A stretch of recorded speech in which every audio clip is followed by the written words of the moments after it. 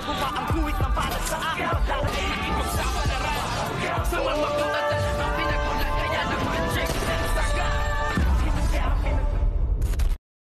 Good morning mga kachikas and welcome sa aking munting channel. Kinausap nga nitong si Boss Divina, itong ang si Tanggol, at sinabihan niya nga ito na yung kanyang pamilya, ang kanyang kahinaan, baka nga daw panahon na para kalimutan niya ang pamilya niya na hindi naman siya itinuring na pamilya at ni minsan ay hindi naramdaman ni Tanggol ang pagmamahal ng isang tunay na pamilya, kung kaya't dito nga ay medyo nahimasmasan at natauhan itong si Tanggol sa mga salitang iniwan nitong ang si Boss Divina bago nga siya iwanan sa kanyang room, na kung saan nga ay nandito siya na nag-iisa at nag-iisip, at dito naman ay hindi rin nga nakatiis itong ang si Enteng at pinasok siya ni Enteng sa kanya ring room. At dito nga ay sinabi ni Enteng na patawarin sila kung ano man ang kanilang nagawa at kung nagkaroon man ng hindi pagkakaunawaan at hindi pagkakaintindihan,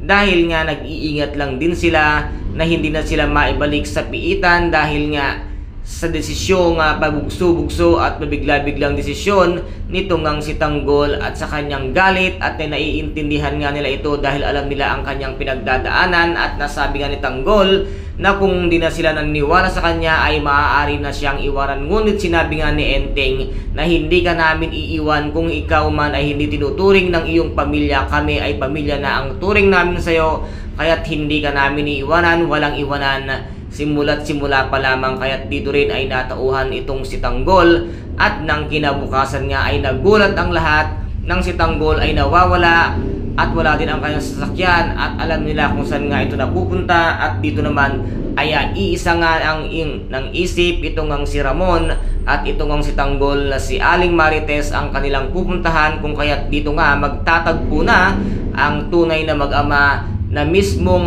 tadhana na ang siyang gumagawa upang muli ng pagtagpuin ang mag-ama at ng magkaalaman na ng katotohanan. At dito nga ay hindi inaasahan nitong ang si Tanggol na dito niya aabutan itong ang si Ramon, na siya na mismo ang magpapakilala sa kanyang sarili na siya nga si Tanggol at siya si Jesus Nazareno de Magiba, na siya namang ikagugulat nitong ang si David nang marinig niyang ipakilala na ni Tanggol mismo ang kanyang sarili dito nga kay Ramon Montenegro. At dito naman ay makakaharap na nilang muli itong ang si Rigor, at ano kaya ngayon ang matinding away ang mangyayari dahil dito na magkakabulgaran at magkakaalaman ng katotohanan. At dito na rin mailalabas ni Tanggol ang kanyang galit dito nga kay Rigor, na hindi inaasahan nitong si Rigor na alam na pala ni Tanggol ang katotohanan, hindi sila tunay na mag-ama. Kaya guys, ito po ang ating pakaaabangan sa mga susunod na episode dito nga sa FPJ ang Batang Quiapo. At kung nagustuhan po ninyo ang aking videos for today, paki-subscribe na lamang po ng aking channel, paki-like and share para maging update kayo sa lahat ng gagawin kong videos. Maraming salamat po, ingat, God bless and bye bye.